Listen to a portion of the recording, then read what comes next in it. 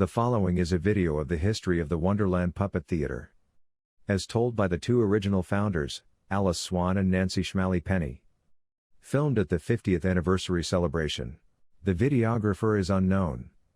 However, the location was the Pennswood community of Newtown, Pennsylvania, where both Alice Swann and Nancy Schmale-Penny resided until their passing. The video has only been edited for content and to reduce the camera handling noise. I'm Alice Swann, and this is Nancy Penny, and we are the originators, puppeteers, the creators of the Wonderland Puppet Theater. And we'll start with our first show. We had no intention of being puppeteers, but we lived in Concord Park, which was an intentionally integrated community back in the 1950s. We met each other in 1958. Nancy and I became the chair people of the recreation program in Concord Park. Every summer they had a recreation program, and that summer we were chair people. So Nancy happened to see the Woman's Day magazine with this is the original Woman's Day magazine in which Nancy saw the Magic Onion puppet show. And she came to my house, as we often did, back and forth, and she said, "Let's do this." And because I don't know any better, I said, "Okay." And I didn't even know what it was. Well, the directions were in it. The directions for doing the show, and all the patterns, and we could send for more. So we asked neighbors in our community to help us with making the puppets and being some of the puppeteers. These are adults. We weren't asking children to do this. We were asking adults to do this. And so we made the puppets, and we put on the Magic Onion in the backyard, Nettie Mae Hare's backyard. And Nancy will tell you about Nettie Mae Hare. Nettie Mae Hare we said, "Well, would you like help us with the music?" And she said, "Yes, I will." She was a beauty Juilliard person. So we have some really good music. So we set our stage on the back of Nettie Mae's house, and everybody sat on the lawn and to watch the show. But that was the very beginning of it. And she rolled her piano to her back window. These were one-story houses, Cape Cod type houses. She rolled her piano to the back window, so we had live music to begin with. Yes. And we did our show over a cardboard carton, a refrigerator carton. All of us, we took turns getting behind there, and we did the whole show over the cardboard carton. Then we thought, that was a lot of work to do one time and never do it again. So we thought, we'll take it out, we'll go on the road. So we went to Shriners Hospital down on Roosevelt Boulevard in Philadelphia. And we got a date, and we went there, but we couldn't take a cardboard carton, and we certainly couldn't take Nettie Mae Hare's piano. Nancy went to a record studio and had this record cut. This is our original record of the Magic Onion music that was cut on this record. Well, we solved that problem. Then we needed a stage to work over, so we decided that we had to have a stage. So we built a stage, not knowing what we were doing, but we built a stage and set it up at Shriners Hospital, and we got ready to do the show. It was similar to this stage. That is not the one. Similar to that. We set up the stage, we got ready to do the show, and the stage fell down. So what did we do? We had people stand and hold the stage. Right. They stood on each side of the stage now this stage gets a curtain over it, but they stood on each side of the stage like this, holding it up while we were back there doing the show. And that's how we got through our first show on the road. Well, after that, we made a stage. Nettie Mae Hare's husband said, "Give me $5 and I will build you a stage." So he did. He built a stage out of 3/4-inch plywood. And it was this big, it was like that. And it was heavy. Very heavy. So of course you couldn't hear us from behind this very thick stage. So we decided, okay, we need to have a stage that we can hear behind. But before that, one of our neighbors, Ray Wilkins, decided that he would make us microphones. So Ray Wilkins put together a sound system with very big speakers and very big microphones. The microphones came up to our chin like this. And of course, this was before cordless, so we had to plug in, and we had jacks up on the stage, wherein we plugged in, and then we got the puppet and we worked it, and then we had to take and unplug, and so the other person could get there and plug in, and then we got back up and we plugged back in, and so we had to choreograph what was backstage as well as what was going on the stage. And that was quite interesting, but we kept up with that. Then, little by little, some of the other puppeteers would say, "I can't go with you this time." We kept getting engagements, and we got some publicity, and people said, "Well, I can't go with you, so can somebody else be the princess, or can somebody else be the dragon?" And so we had to shift around. And then we decided that show was too talky and used too many people, so we need to cut back and do something different.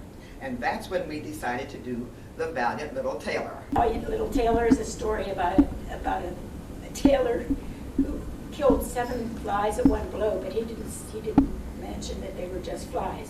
Everybody thought he was so brave because they thought he'd killed 7 people at one blow.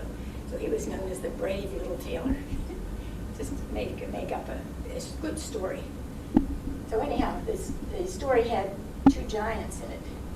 So we made giants. This one still looks like a giant. And this one has had a transition.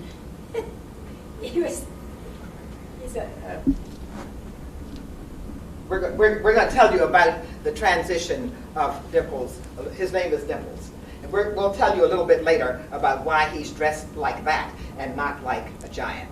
But his picture is here, so that if you want to look up close, you can see that he was dressed as a giant at one time. And so at any rate, Dimples has been sort of like a main person in our group. And I talk to Dimples often. Oh, Dimples, now what? Okay. And so that show had less talking in it, a little bit less, but we stopped doing it because Dimples and Curly, as giants, had a big fight. They were trying to prove to the tailor that they were very strong, and the tailor tricked them into fighting each other. And they had a big fight, and we used cymbals, and we clanged them, and we threw scraps of material up that looked like their clothes and looked like they killed themselves. Then we decided we didn't like our puppets fighting, so we didn't have them fight anymore.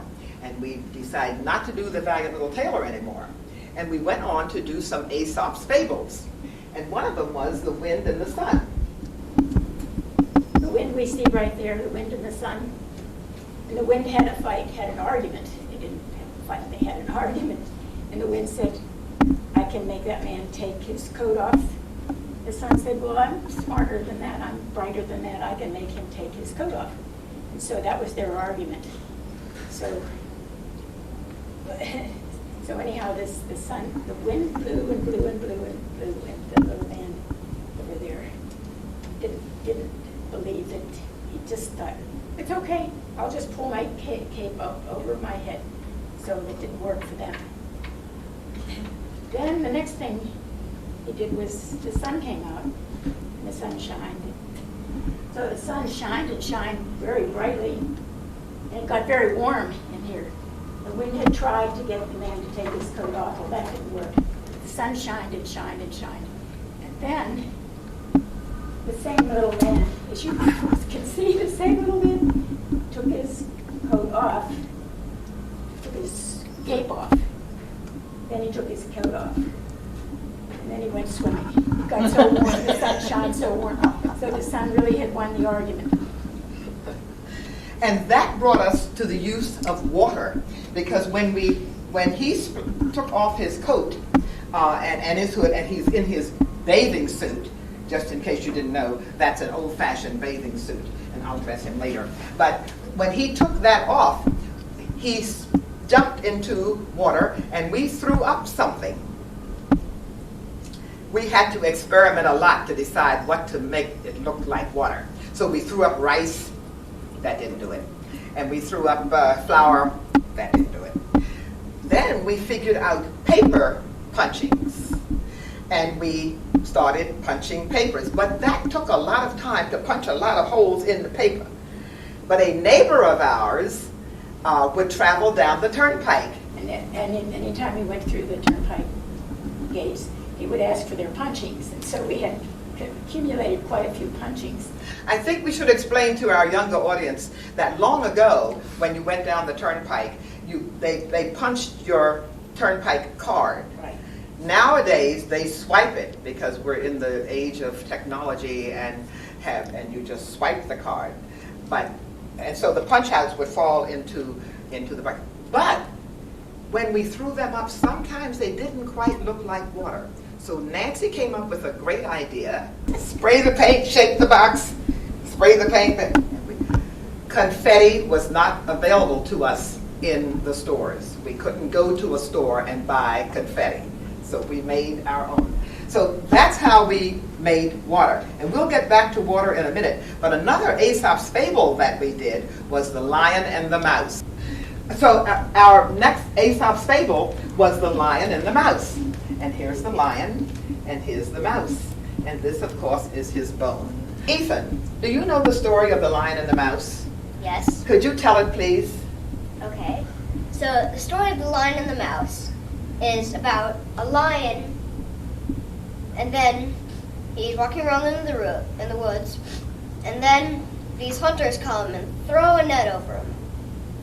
And then this little mouse walks by. And then the lion says, when I'm gonna get out, I'm gonna eat you, and all that kind of stuff. But then the mouse says, oh, I can help you get out, but only if you don't eat me. So then the mouse chews through the net, and then the lion comes out, and then they're both friends. Well done. And to show you how we do that with our puppets is our net is put together with this cord. And I'm not going to pull it apart right now, but if this mouse were on stage chewing at this and we pull this down, the net would come apart. Yes, it does. And it looks like the mouse ate it. And I thank you very much, Ethan, for telling that story. Magic Oasis is a story about a genie. Actually, it's a story about two Arabs, these Arabs here. And the genie who comes out of a crack in the ground. Then finally, at the very end of the story, the Arabs say, if you're so smart, you just go back down in the crack in the ground. And of course, the genie went down in the crack in the ground and he was gone. That's how they got rid of the genie. And they sealed up the crack with this rock. Right. But if you notice, we have two genies here, because the first genie we made was this one. And there's a picture of us. It's an old newspaper picture. I don't know whether you can see it there, but of us with that genie. But we figured out that genie was not much larger than the two Arabs. So we thought, all right, we'll make a bigger genie. So we made this big fellow. Now, he is very tall, and there's a picture of him here, Nancy and I, and the big genie, and the Arabs, and here he is here. He was so big that he was unwieldy. Nancy worked the genie. So tell them what you did with the genie in order to be able to control him. I got one of those gadgets that they use in parades. They put the stick of something that they're trying to carry around in a belt. Yes. I think it's called a flag holder. A flag holder. Yeah. Flag holder belt. So that's how I carried my genie. And that worked because he was resting in there. all of these shows that we've just talked about are still have a lot of dialogue. And we decided we needed to get away from the dialogue because we're still plugging in microphones and unplugging and so forth. So the next thing we attempted to do was a pantomime to music. And we went to The Sorcerer's Apprentice. All right, so The Sorcerer's Apprentice, here's the sorcerer, here's the apprentice, and of course, there are all the brooms.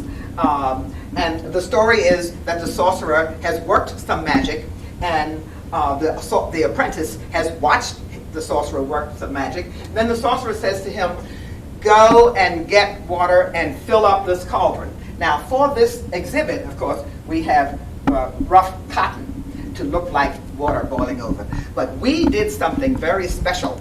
Nancy came up with the wonderful idea of Dry ice. Dry ice, and when you pour hot, warm water on dry ice, it kind of foams up. So that's what we did for a number of years. Every morning I would go early to get the dry ice from the place. of the Jack and Jill store. Oh, that's a commercial, isn't it? Jack and Jill down the street. And we would get the dry ice and keep it packed so we could use it. And we'd put it in the cauldron. But we found out that if we just had the cauldron sitting there, it would just kind of come and might even fall backstage. So we put a wedge under the cauldron, which made the cauldron tip forward a little bit. And there's a picture here of the dry ice really, the vapors coming out and looking like they are spilling. Well, it was about that time that Nancy had gone to the library and found out there was a group called Puppeteers of America. And that's when we learned that we were not alone. We thought we were doing this all by ourselves.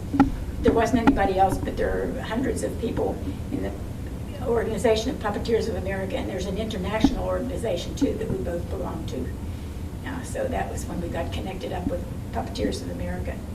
And we went to some of their festivals. Every year they had a festival, and that means that everybody gets together and they do their own shows in front of each other, which is a good thing to do, we thought. So we went to the one in the Catskills. That was close by, and we packed up our stuff and we took our puppets and we went to the Catskills. And Jim Henson was there. Jim Henson was doing the Muppets. We saw him on the Ed Sullivan Show, and he used to be on a show called the Jimmy Dean Show on every Tuesday night. That's when we rehearsed, so we could see him. Then we would stop rehearsal when his dog Ralph played the piano, and then we would. Anyway, Jim Henson was the president of Puppeteers of America.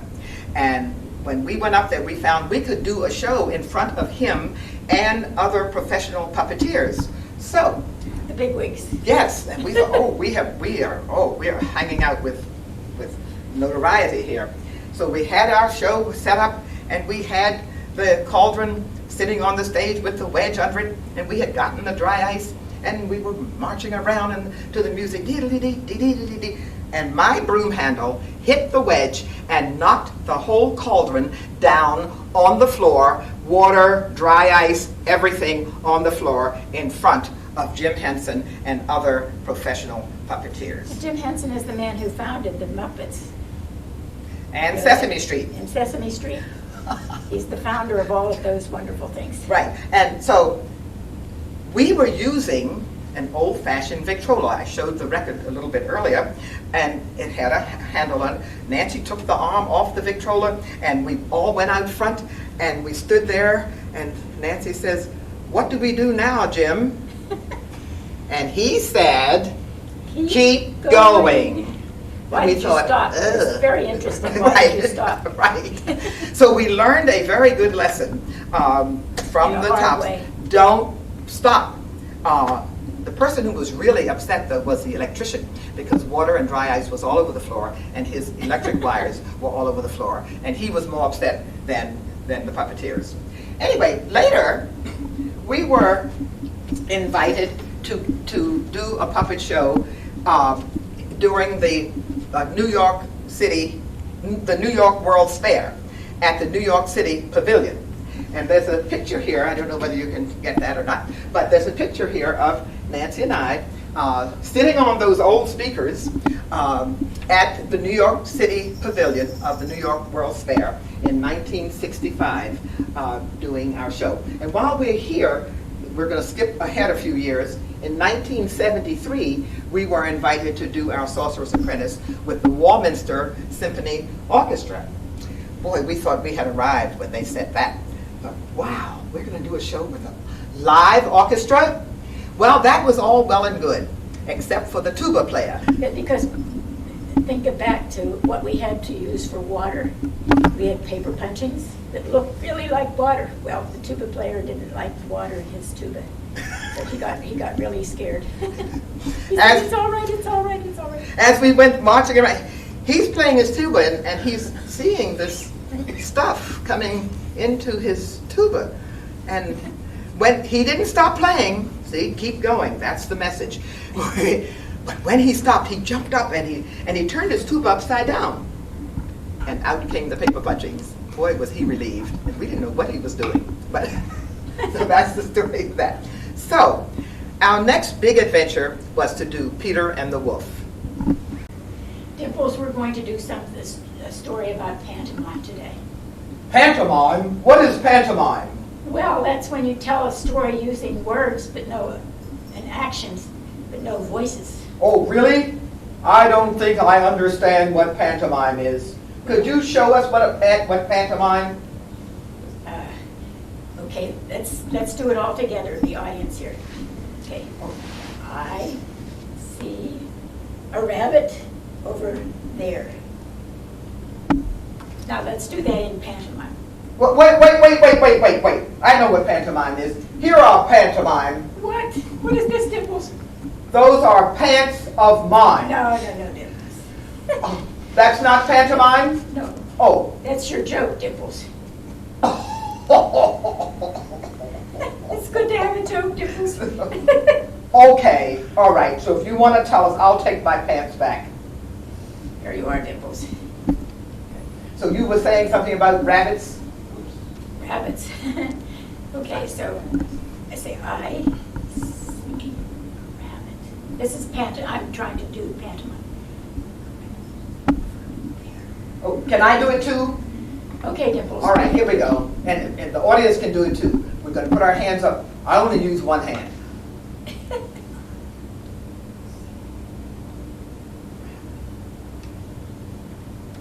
I don't see any rabbit anywhere. Well, Dan, that's because there isn't any rabbit anywhere. We're just demonstrating pantomime.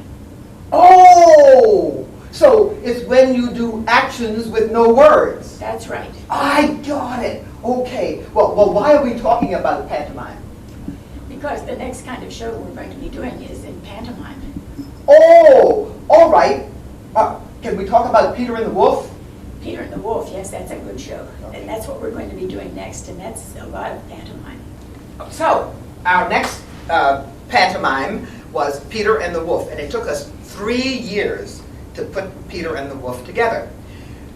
We weren't sure about how we should do this, even though we had experience with the Magic Onion and some other things, and we thought we had a Peter, he's back there, then we thought we needed another Peter, and we needed another one, because the first Peter, which was a hand puppet Peter, could sail his boat, and I'm going to go over there, could sail his boat, but when it was time to climb the tree,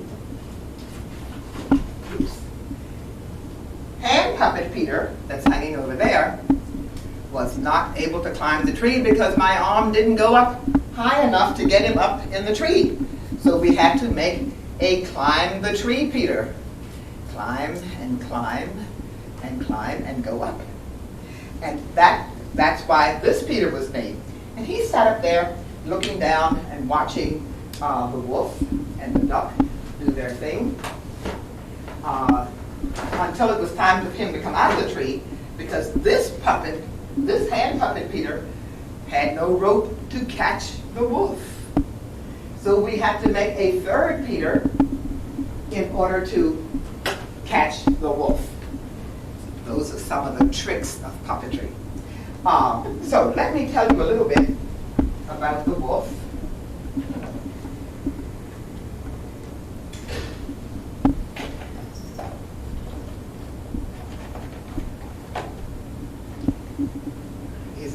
looking fellow, isn't he? And he would chase this duck. See, there are two ducks. This duck and the one over there next to Nancy. And he would chase the duck. And if you know the music, and he's flopping around and he's running. And before he has started running, he is able to, here, you want to go, flap his wings. He can flap his wings like that. And so the wolf, but these two are worked by me because Nancy is in the tree with a rope.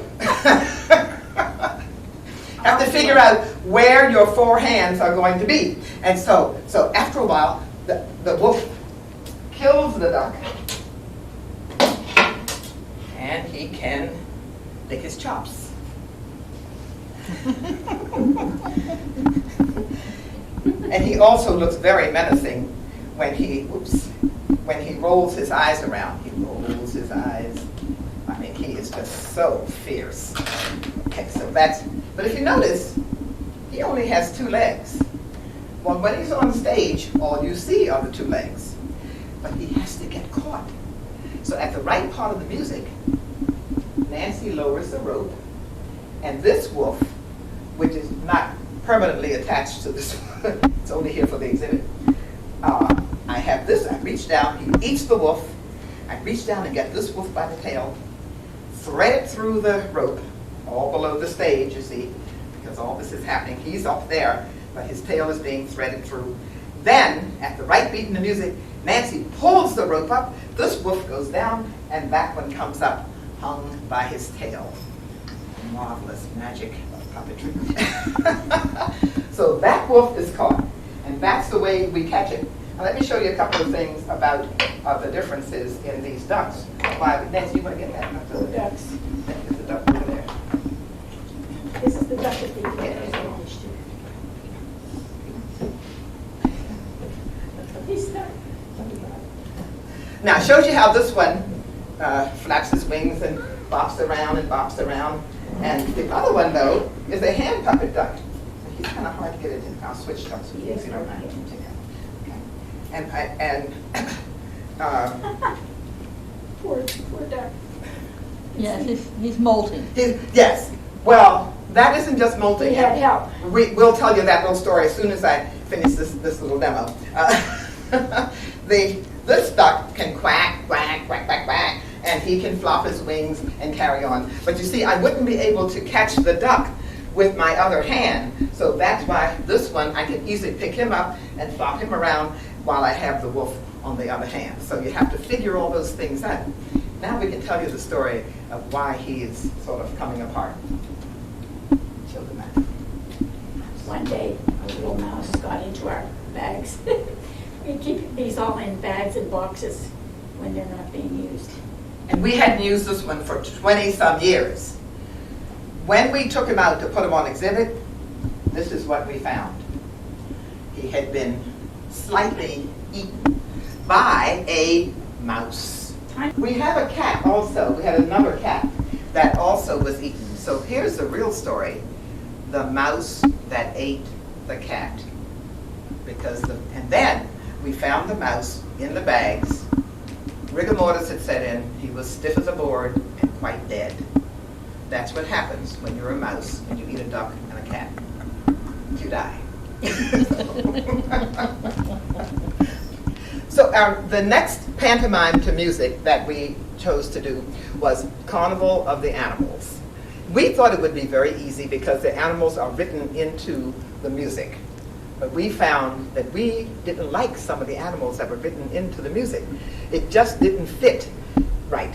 But we'll show you the first one that we liked, the elephant. And I'll get the elephant, who happens to be a rod puppet.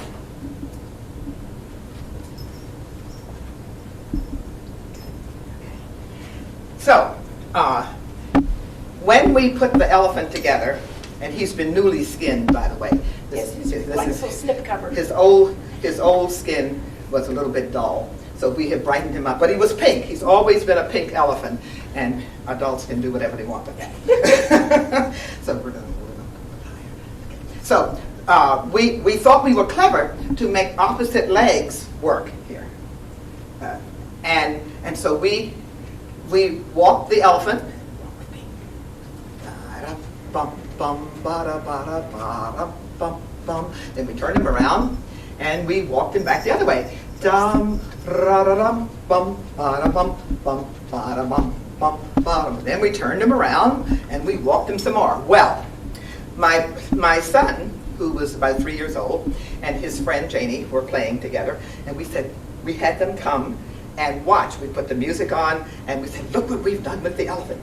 They sat down on the floor in front of the sofa, and we got behind the sofa, and we walked our elephant, and then we walked our elephant, and then we walked our elephant, and we walked our elephant. We were so clever.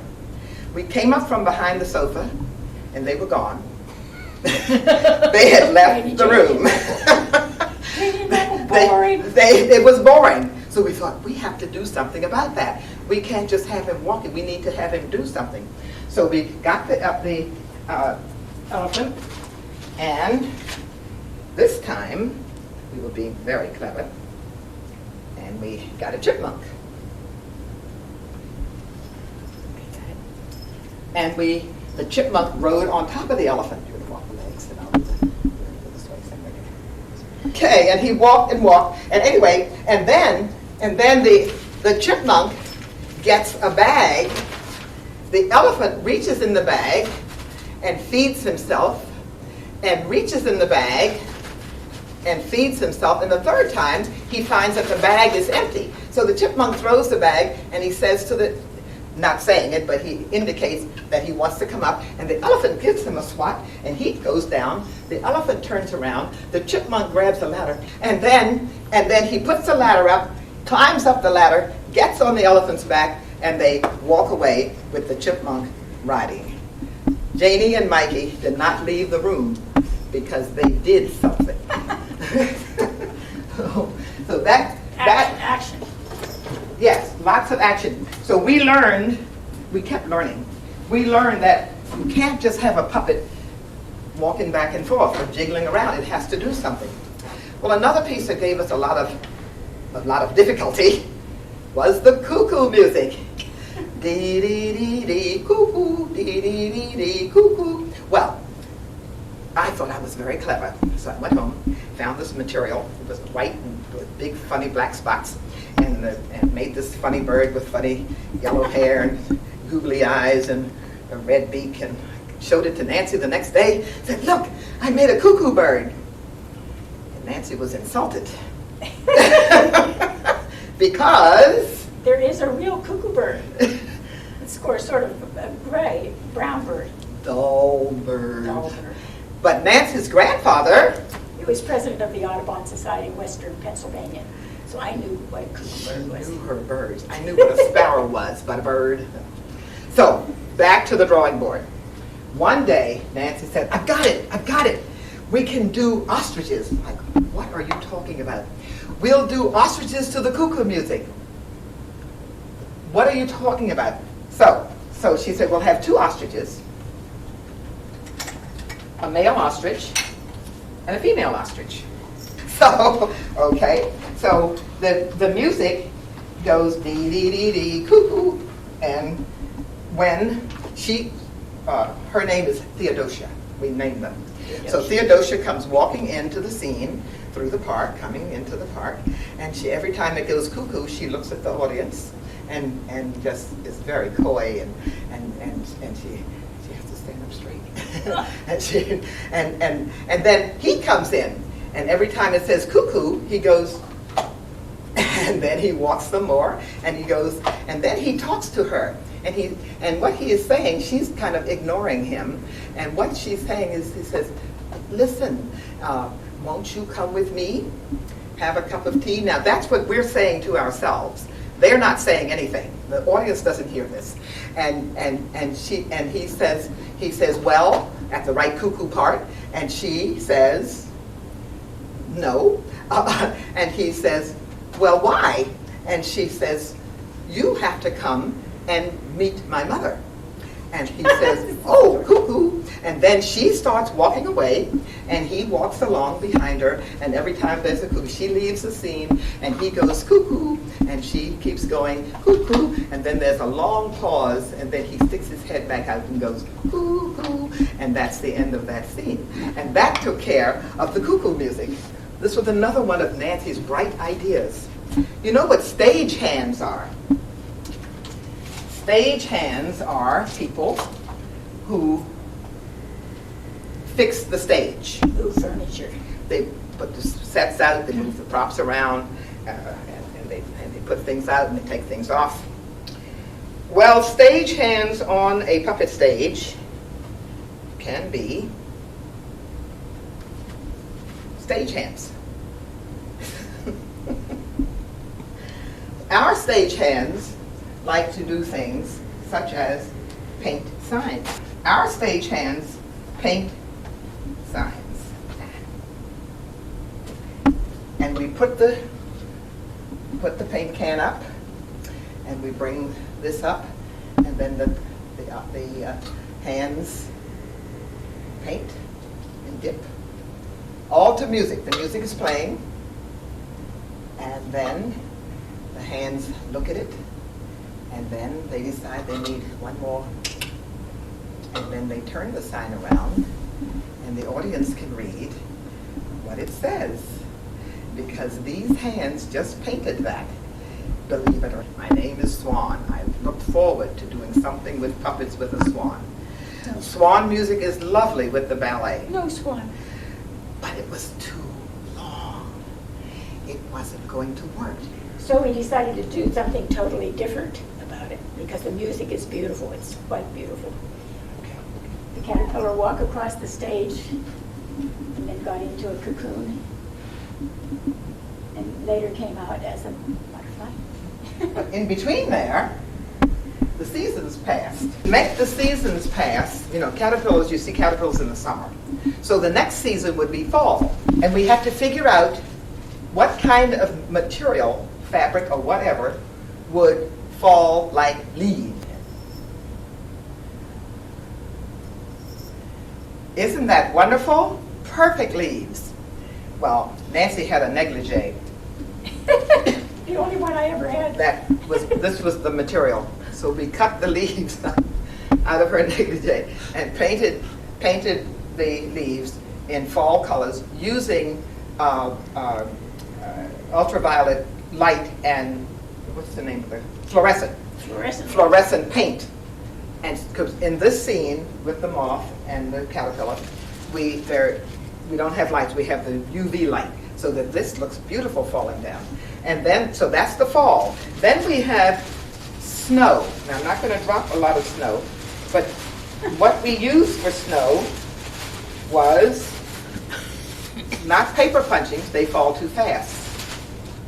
We used cut up tissue paper because it falls just right, floating down. It has to be and just the get right that- kind of We'll tissue get that paper. up in a little bit. Yes, but it floats. Yes, and it has to glow in the ultraviolet light.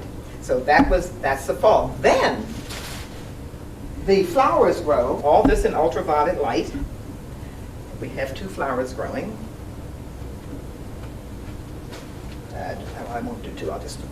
They grow up, and they get up above the stage height here, and then they open very beautifully, right in time to the lovely swan music. and then they kind of wave, and then that moth or butterfly comes out from where the caterpillar went in and flies over to the flowers, and the flowers continue to wave beautifully as they sink, and that's the end of that piece of music. We did the aquarium scene, and that's what all of these animals are. And the sorry sign is because the fish hook comes down, and the fish are there, and they turn away from the fish hook, and then the fish hook goes down later, and then the sorry sign is put on the hook and comes up. We kind of cheated on that because it was a commercial of a certain brand of tuna, and the tuna fish goes away from with the sorry sign.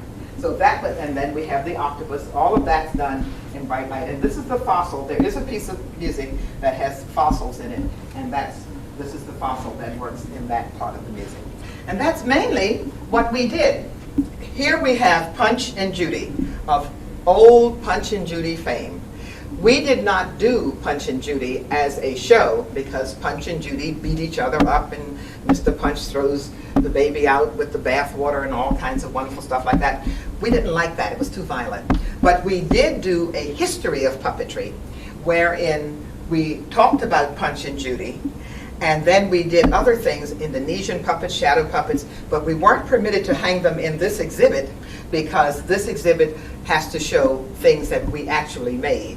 And we made all the puppets. We made Punch and Judy. We had not made Indonesian and the shadow puppets, so we didn't show that in here. And oh, the other thing, we've also done some workshops at Puppeteers of America, and one of them was about our Carnival of the Animals.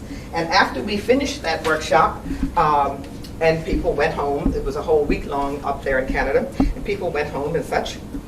And then we received in the mail this magazine, Unima France, Marionnette. It was in French, the whole magazine is in French, and we are written up in this magazine. This happens to be the translation of it, but our names are actually mentioned. There it is, Alice Swann and Nancy Schmale in the French magazine. We were international now. We're written up in a French magazine. Oh my, that was very exciting. So that was that. We're also written up in the book, The Puppet Theater in America, by Paul McFarlane. And we happen to have met Paul McFarlane. We knew him and Marjorie Batchelder. We're written up in this book in three or four different places, talking about when we were at the World's Fair and other things that we've done in our puppeteering career. So puppeteering, we had no intent. International. Yeah, it's international. We had no intention of becoming puppeteers. It happened accidentally, and we haven't stopped yet.